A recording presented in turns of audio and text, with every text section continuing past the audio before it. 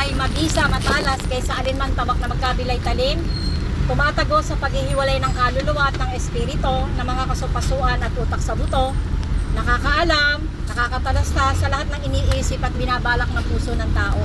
Walang maikukubli sa Diyos, lahat hayag lantad sa kanyang paningin, at sa kanya ang lahat ng tao ay magsusulit. Ibig sabihin po, meron tayong darating na pagsusulit pag dumating tayo sa hangganan ng ating mga buhay. May mga churches po kayong ina-attendan o pinupuntahan, sinasambahan, narinig nyo na po yung salitang gospel. Ito po yung babahagi ko sa inyo. Ang gospel po, yan ang ating kaligtasan. Kung walang gospel, wala pong kaligtasan. Ano ang gospel? 4 na salita ang napakahalagang nakapaloob sa gospel. 1 Corinthians 15 verses 1 to 5. Si Kristo ay namatay, si Kristo ay inilibing, si Kristo ay muling nabuhay, at si Kristo ay muling magbabalik. Yan po ang gospel, wala na po ibang gospel. Yan po yung tungkol sa ginawa ni Kristo para sa ating kaligtasan at katubusan. Narinig nyo rin po yung sinasabi na akala ng tao, relihiyon, born again, o pagkasilang na muli. Sabi nung iba, ayokong ma-born again kasi dito na ako sa kinamulatan ko. Kapatid, kung sinasabi mong ayaw mong ma-born again, nagkakamali ka. Kasi sabi ng Panginoong Jesus, maliban maisilang ka muli sa tubig at espiritu, hindi mo makikita at hindi mo mapapasok ang kaharian ng langit. Nag-aaral kayo, nagtatrabaho, may mga panuntunan para makatapos sa pag-aaral, para makapasok sa trabaho. Ang Panginoon, meron din po siyang panuntunan para makapasok ang isang tao sa buhay na walang hanggan. At para ang isang tao naman na hindi nagkaroon ng buhay na pananampalataya sa Kanya, meron pong tinatawag na kapahamakang walang hanggan. Yun po yung walang hanggang pagkahiwalay sa Diyos, kung saan ang tao ay hinatulan na mapasok sa apoy ng impyerno.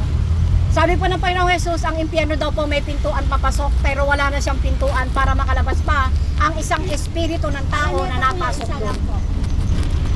Kaya mahalaga po, sabi ng Panginoong Jesus, saliksikin niyo ako habang ako ay inyo pang masusumpukan. Dahil ang transaksyon po ng ating Diyos sa bawat tao ay dito lang sa lupa. Kapag namatay na ang isang tao, wala nang transaksyon dahil ang pinaglalabanan yung buhay o yung espiritu na nasa loob ng katawan ng tao.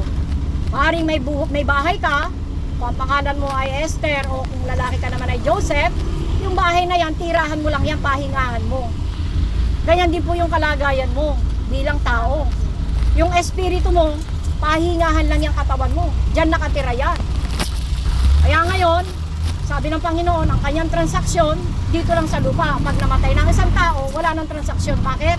Ang pinaglalabanan yung espiritu na nakatira dyan sa loob ng iyong katawan. Kung yan, nabuhay, nakaabot sa tamang sukat ng pananampalataya sa mga salita ni Kristo, yan ay papasok sa buhay na walang hanggan. Kung hindi naman niya naabot at hindi niya pinakinggan at sinampalatayanan, siya ay mapupunta doon sa apoy ng kapahamakan o apoy ng impyerno, na kung saan, sabi, ang mga taong napasok doon, hindi na sila makakalabas.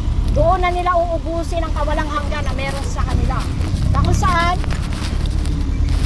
ang impyerno ngayon ay pansamantala lamang. Mga espiritu pa lang ang nandoon. Pagdating ng Great White Throne Judgment, yung espiritu na yan, yung kanyang katawan, kung kinain ng pating yan o nahulog sa ilalim ng dagat, yan ay ilalabas yan ng dagat. Ilalabas yan at yan ay isasanib sa kanyang espiritu upang siya ay parusahan magpakailan-kailanman. At sabi ng Panginoong Jesus, ang mga uod daw doon sa walang hanggang apoy na yon, hindi namamatay, pumapasok sa mga butas ng katawan ng tao, mata, tenga, ilong, bibig, lahat ng butas na meron siya, papasukin ng uod na yan, na kung saan kinakain siya pero hindi siya nauubos. Ang naramdaman lang niya, kirot at hapde sa kaparusahang tinamo niya dahil sa pagtatakwil niya sa liwanag ng katotohanan na ipinapahayag ng salita ng Diyos. Ngayon po, paano maisisilang muli ang isang tao? At bakit niya sinabing kailangang maisilang ka muli? Sabi po ng Efeso chapter 2 verse 1 and 5, patay ang espiritu ng tao dahil sa gawain ng kasalanan at pagsuway. Yan po kasing kasalanan na yan ay original, minana pa kay Adan at kay Eva. Kaya ang isang tao, kapag siya ay may patay na espiritu, ganito po ang kanyang ginagawa. Ano ang ginagawa ng taong may patay na espiritu? Sila po yung mga taong sinungaling, mapaggawa ng kwentong hindi totoo. Sila yung mga taong palamura, na talagang bulaklak na ng dila nila ang magmura. Tandaan niyo po, dalawang salita lang meron dito sa daigdig. Salita ng Diyos, salita ng diablo. Yung pinipili mo, yun yung ginagawa mo. Mga lapastangal sa magulang, walang galang, walang kalinga, mga walang utang na loob, yan po yung sinasabing mga taong patay ang espiritu. Yung pong mga taong nagbibisyo, naglalasing, araw ng Pasko, ang selebrasyon, dasingan, alak, nagsusugal, ng lalaki, ng bababae, walang ingat doon sa katawan, na sinasabi ng salita ng Diyos ay tirahan, tahanan, pahingahan, at sisidlan ng banal na espiritu. Kapag patay ang espiritu ng tao, ano ba ang kanyang ginagawa? Kaya po malawak ang korupsyon sa ating gobyerno. Maraming mga tagapamuno, patay ang kanilang espiritu. Ibig sabihin, patay ang ugnayan nila sa Diyos. Kaya sila mga walang takot gumawa ng kasamaan at kasalanan. Mga nagtapos, mga profesional, nagpakadalubhasa lamang sa pagnanakaw sa kaba ng bayan. Yan po yung isang nakakatakot na kalagayan ng tao na patay ang espiritu. Ngayon, paano mabubuhay ang espiritu ng tao? Dahil sa mga gawain ito ng kasamaan. Yung isa pang matindi, yung galit, yung hinanakit, pait, sama ng loob, ayaw magpatawad, ang tagal-tagal na, bata pa, hanggang sa ngayon, naaalala pa yung karanasan niya. Gusto patawarin pero ayaw magpatawad. Ando ng galit, puot, hinanakit, pait, paghihiganti. Yung mga taong mainggitin, ang mga mainggitin, ang daming ginagawang mali niyan. Nang wawasak yan, naninira yan. Hindi niya alam ang sinisira niya yung kanyang sarili. Dahil inilalayo lang niya ang sarili niya sa kaugnayan sa Diyos na buhay. Ngayon, paano mabubuhay ang espiritong patay? Nais mong mabuhay ang iyong espiritong patay, pupunta ka sa salita ng Diyos. Dahil ang salita ng Diyos ay buhay, humihinga, tumitibok, pumipintig sa kaloob-looban ng buhay ng tao. Sabi nga ng pasimula ang salita, at ang salita ay Diyos, at ang salita ay Diyos mismo. Nagkatawan tao ang salita, namuhay sa kalagitnaan natin. Sino yon? Si Kristo po. Ang Diyos, naghanda ng isang katawan sa katauhan ni Kristo upang ganapin ang hinihingi ng kautusan. Dahil wala po tayong natupad, isa man sa 10 utos na yan. Lahat tayo dumaan sa pagsisinungaling, dumaan sa pangungupit o pagnanakaw, dumaan sa pandaraya, at dumaan sa pagpatay. Pwede mo sabihin, wala pa akong pinatay. Kapag isang tao, nilalait mo, minumura mo, buong kataasang ipinapakita mo ang iyong kaibahan, sa mata ng Diyos, pinapatay mo na yan. Kaya po magkaiba ang isip ng Diyos at ang isipan ng tao. Ang isipan ng tao, wala siyang pinatay. Pero sa mata ng Diyos, kapag nakita niya yan sa isang tao, pumapatay na siya. Kaya napakahalaga po, saliksikin nyo ang kasulatan habang may buhay ka. Dahil ang kanyang transaksyon dito lang sa lupa. Kapag namatay na ang isang tao, wala nang transaksyon. Ang pinaglalabanan, yung espiritong nakatira dyan sa katawan mo, na siyang bahay ng iyong espiritu. Kung yan, maabot ang tamang sukat ng pananampalataya, yan ay magkakaroon ng espiritu ng Diyos na buhay na kung saan gagabay, papatnubay, sasaway, magbibigay direksyon at inspirasyon sa iyo upang matutunan mong bilangin ang lahat ng araw ng buhay na ipinahiram ng Diyos para sa iyo. Ngayon po, naitanong mo ba kung ano ang pananampalataya? Paano dumarating ang pananampalataya? Saan galing ang pananampalataya? Sino ang pananampalataya at bakit siya mahalaga? Sabi po, ang pananampalataya ay kapanatagan sa mga bagay na ating hinihintay at katiyakan sa mga bagay na hindi pa natin nakikita. Katulad po ng isang magsasaka, ang magsasaka ang hawak lang niya binhi. At takot-takot na binhi, itatanim niya yan sa lupa. At hindi niya alam kung paano yan lalago, lalaki, tutubo. At kapag ito ay tumubo na, andun ang pag-asa ng magsasaka, aani siya, makikinabang siya. Yan po ang kalagayan ng pananampalataya. May pag-asa ka sa Diyos sa lahat ng mga inaasahan mo. Maaaring nagpapaaral ka ng anak, maaaring nag-aaral ka, maaaring may trabaho ka, gusto mo ng posisyon, maaaring gusto mong umunlad pa ang iyong kalagayan sa buhay, maaaring nais mo magkaroon ng pagbabago, nais mo ng kagalingan. Lahat po yan ay dadaan sa sinasabing pananampalataya. At gusto mo rin, lahat ng tao, walang gusto sa impyerno, Kristo o ang gusto magkaroon ng buhay na walang hanggan. Yan po ang pananampalataya. Umaasa ka na yung inaasahan mo, makakamit mo sa bisa ng pananampalataya mo sa Diyos na buhay. Ngayon, saan galing ang pananampalataya? Mula sa langit, ibinaba ang pananampalataya. Sino yun? Si Kristo. Ang Diyos, naganda ng isang katawan sa katauhan ni Kristo Jesus upang ang hinihinging katuparan ng mga kautusan na hindi natin gayang gawin, ginampanan ni Kristo. At yung katubusan, nasanla po ang tao kay Satanas dahil sa ginawang kasalanan ni Adan at ni Eva. At yan po ay hihingi ng katubusan para maalis tayo doon sa kaharian ng kadiliman at mapunta sa kaharian ng liwanag. Ginawa ng Diyos ang katubusan doon sa krus ng Kalbaryo. Ngayon, paano darating ang pananampalataya? Ang pananampalataya darating sa pamamagitan ng pakikinig. At ang pakikinig ay mapapakinggan sa pamamagitan ng salita ni Kristo. Kaya kung nais mo mabuhay ang iyong espiritu, saliksikin mo po ang Biblia.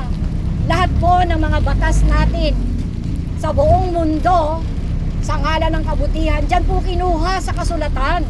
Yan po ang kanilang saligan na pinaninindigan. Katotohanan, katuwiran, katapatan, kabanalan, kabutihan. Yan po ang saligan ng batas na ipinatutupad po sa ating bansa. Pero dahil nga po sa mga patay na espiritu ng mga namumuno sa atin, nagagawa po nila ang magnakaw ng hantaran. Ngayon naman po, bakit mahalaga ang pananampalataya? Ang pananampalataya po napakadakila talaga. Isipin nyo, yung Diyos nagkatawan tao, nabuhay ng 33 taon, ginanap ang hinihingi ng kautusan, ginanap ang katubusan sa krus ng Kalbaryo. Ang dugo niya ay umagos, nabuhos hanggang sa maubos. Dahil nang siya ipinako, ay talagang sobrang hirap ang kanyang pinagdaanan. Pinagsapalaran o pinagsugalan ang kanyang kasuotan. Ibinilad siya sa kahihiyan ng mga taong ito. At yung pong matindi, sa kanyang hirap na inabot sa krus, siya ay namatay. Sabi niya, it is finished. Natapos ko na. Ama, nagampanan ko na ang katubusan sa taong sasampalataya sa akin. Pero nung siya'y namatay, meron pa pong ginawa ang Panginoon.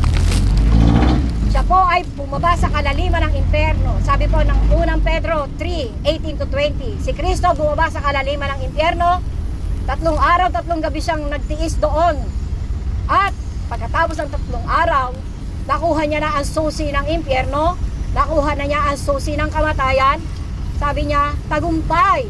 Asa na ngayon ang iyong tagumpay o kamandag kamatayan? Hawak na ni Kristo ang susi ng impyerno, hawak na niya ang susi ng kamatayan. Ang dapat na lang natin gawing tao ay sumampalataya sa kadakilaang ginawa niya doon sa krus ng Kalbaryo, na siyang katubusan sa ating mga karumihan at mga kasalanan. Dahil tao tayo, hindi tayo makakaiwas sa kasalanan. Pero sabi niya, hanggang wakas ng ginawa nating kasalanan, wag lang natin sasadyain, yan ay binayaran na ng kanyang buhay, ng kanyang dugo, na nabuhos, umagos hanggang sa maubos sa krus ng Kalbaryo. Ngayon po, ulitin ko, ang transaksyon po ng Diyos para sa lahat ng tao dito lang sa lupa. Kapag namatay ng isang tao, wala ng transaksyon. Ang pinaglalabanan, yung espiritong nasa loob ng iyong katawan. Ang iyong desisyon, ng iyan ang magiging destinasyon. Ngayon po, pwede kitang gabayan para manalangin, pero hindi kita kayang iligtas, hindi kita kayang patanggapin, hindi kita kayang i-born again. Ikaw po ang magbubukas ng puso mo sa Kanya. Kung nais mong sumunod sa gagawin kong panalangin, magagabayan kita. Ikaw at ang Diyos ang nagkakaalaman. Kung bukas ang puso mo at kaisipan, ang banal na espiritu sa iyo ay mananahan upang ikaw ay ganyang gawing tirahan, tahanan, pahingahan, at sisidlan. Mananalangin po ako ang Diyos, wala pong pilitan. Hindi po siya mamimilit sa iyo. Nakikita po niya yan. Manalangin po tayo. Amang banal, dakilang Diyos, sa ngalan ni Kristo Jesus, sumasampalataya ako sa ginawa mo sa krus ng Kalbaryo upang ako ay magkaroon ng katubusan at kaligtasan. Humihingi po ako sa iyo ng kapatawaran. Patawarin mo po ako sa lahat ng kasalanan na nagawa ko sa iyo at sa aking kapwa, maging sa aking sarili na nakasakit sa iyo. Linisin mo po ako ng iyong buhay, dalisay at makapangyarihang dugo na nabuhos sa krus ng Kalbaryo. Pagpalain mo po ako, natatakan ng iyong banal na espiritu, dahil sinabi mo sa iyong salita, ang banal na espiritu itinatak mo sa mga sumasampalataya sa iyo bilang garantiya ng katubusan sa aming kaligtasan. Salamat po at patuloy kitang kinikilala bilang aking Diyos at Panginoon. Isinusuko ko sa iyo ang aking buhay. Sakupin mo ako, pagyamanin, paunlarin. Turuan mo ako upang bilangin ko ang araw, mga araw ng aking buhay. Kahabagan mo po ako. At bigyan niyo po ako ng iyong matatag, matibay na espiritu sa akin ay magtuturo, magbibigay sa akin ng karunungan, kaalaman at kaunawaan upang mabatid ko ang layunin na meron ka sa aking buhay. Maraming salamat po, Ama. Ilalanin mo po ang buhay ko at pagpalain. Sa kataas-taasang pangalan ni Kristo Jesus, sa pakikinisa ng banal na espiritu. Amen. Yung pong ginawa mo, ang Diyos lang at ikaw ang nagkakaalaman kung binuksan mo yung puso mo sa Kanya.